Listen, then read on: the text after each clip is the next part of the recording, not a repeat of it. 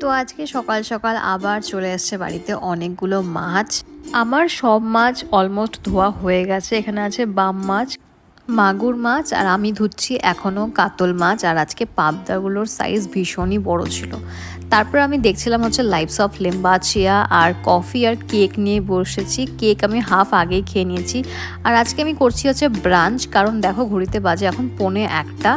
তো ব্রেকফাস্ট আর লাঞ্চের মাঝখানে খাচ্ছি হচ্ছে ব্রাঞ্চ।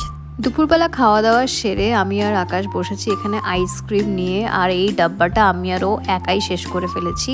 কোয়ালিটি ওয়ালসের এই ক্র্যাকেলটা তোমরা ট্রাই করে দেখতে পারো, ভীষণই টেস্টি খেতে। আর আমাকে দেখে ভয় পেও না, আমার চুলটা ওরকম হয়ে আছে। আর যতটা না কষ্ট করে ওয়েটটা কমিয়েছিলাম মনে হয় এবার আবার বেড়ে যাবে। তো যাই হোক, রাতে দেখছিলাম হচ্ছে একটা ব্রডকাস্ট যেটা আছে রিয়েল টকে, ভীষণ ভালো, তোমরা এটা দেখতে পারো।